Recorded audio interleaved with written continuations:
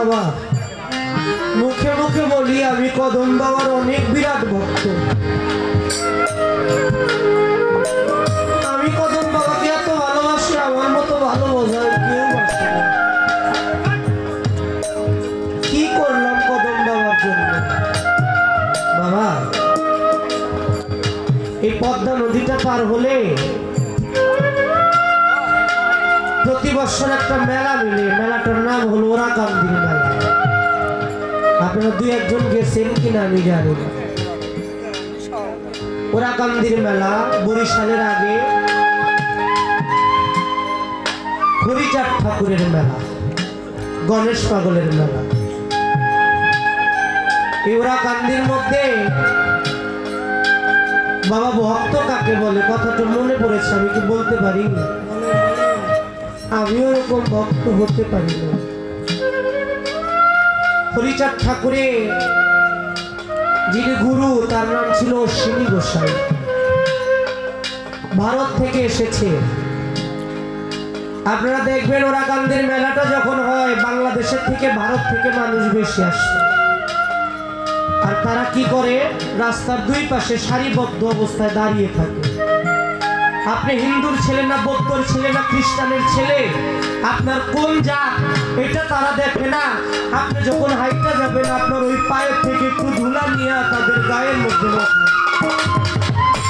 আর যদি কেউ জিজ্ঞেস করে বলে ভক্তের পদধূলি, ভক্তের পদধূলিতে আমার এই পাপী দেহটা পবিত্র হয়ে যায়।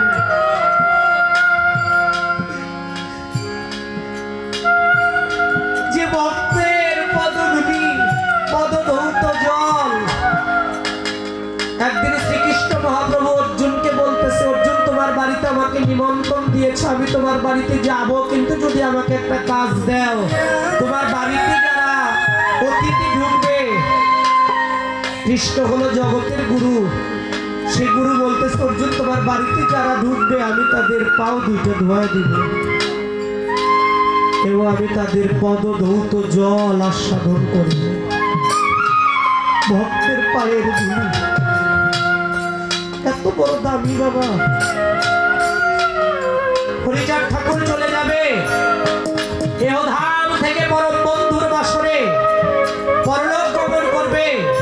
ভক্তদেরকে ডেকে ডেকে বলতেছে তোমাদের মধ্যে যদি কারো কোনো চাওয়া পাওয়া থাকে আমার কাছে চেয়ে নাও, আমি দিয়ে যাব। যার যার জায়গা থেকে কেউ এসে বলে গোসাই আমার সন্তান হয় না, আশীর্বাদ করে, আশীর্বাদ করে। কেউ বলে আমার বাবা মা অসুস্থ, আশীর্বাদ করে। আমার কদম বাবার দরবার হবে কি মানত করে না বাবা? মানত করলে পূরণ হয় না। ভক্তরা এরকম যার যত বাঞ্ছা গুরুর কাছে নিবেদন করতেছে, বলতেছে। পাশেই হরিচাঁদ বসে আছে। অশ্বিনী বলতেছে হরি বাবা তুমি কিছু চাও না? হরিচাঁদ বলতেছে বাবা না, আমার তো যা দরকার আপনি আমাকে দিয়েই দিয়েছে। আমার শিশুকালে মা মরিল রে,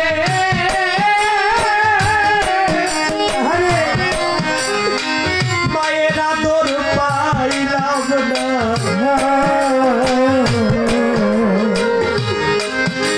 আমার বাবার মতো দরদি হারাইলাম। আমার বাবা তার আমি আদর পাইলাম না।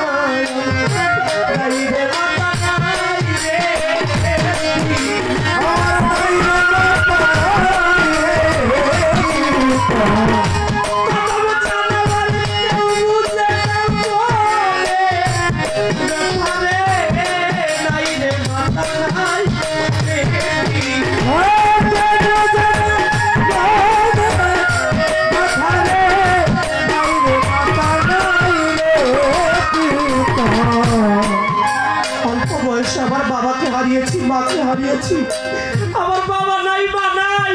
ও কদমে চান আমি তোমার কাঙাল হয়ে তোমার চরণেই তো বলে। তুমি তো জানো আমি কিছুই চাই না তোমার চরণ ব্যতীত। আমার তুমি থাকলেই চলবে। সিঁড়ি বলতেছে কেন রে, আমি না বললাম আমি আর থাকবো না, তুই আমার কাছে কি চাস? কয় বাবা আমি যা চাই তুমি আমাকে দিবে। বলে চা না, কি চাস? কয় বাবা তুমি আমাকে দিবে তো আমি যা চাই? কয় অবশ্যই চা। কয় বাবা আমার মনে সন্দেহ হয় তুমি আমাকে দিবে তো? কয় বলে অবশ্যই দিব। কি চাস? কয় গোসাই যেদিন তোমার কাছ থেকে দীক্ষা নিয়েছিলাম তুমি আমাকে একটা ভিক্ষার ঝোলা দিয়ে দিয়েছিলে, আর মুখে বলেছিলে আমি যেন প্রতিদিন 30 বাড়িতে ভিক্ষা করি। আমি প্রতিদিন তোমার ওই নাম নিয়ে 30 বাড়িতে ভিক্ষা করতে যাই।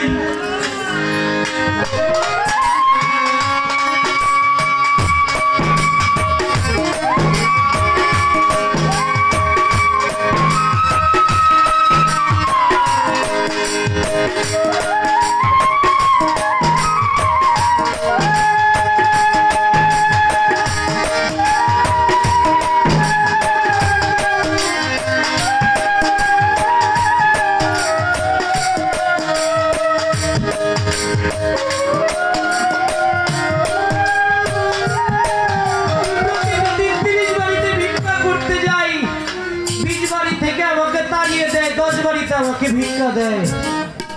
আমি তোমার কাছে চাই ও গোসাই তুমি আমাকে আশীর্বাদ করো, আগামী কাল থেকে যেন আমাকে ওই 10 বাড়িতেও ভিক্ষা দেওয়া বন্ধ করে দেয়।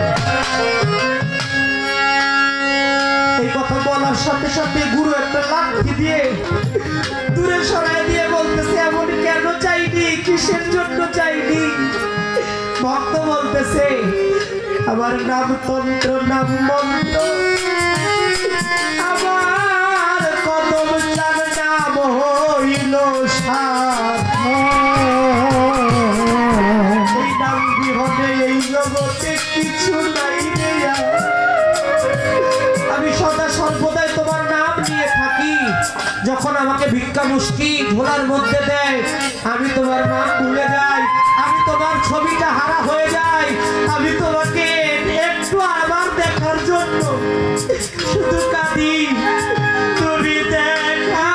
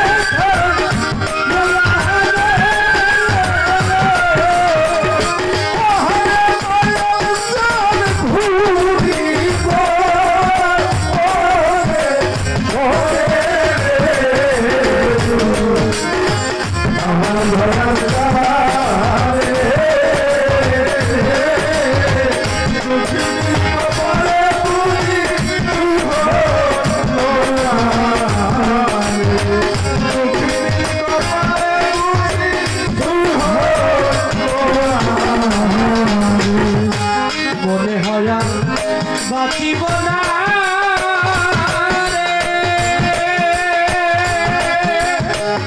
কদম চাঁদ যাব বুঝি মরার বাড়ি যাইবার কালে পাই যেন মনে হয় না বাঁচিব না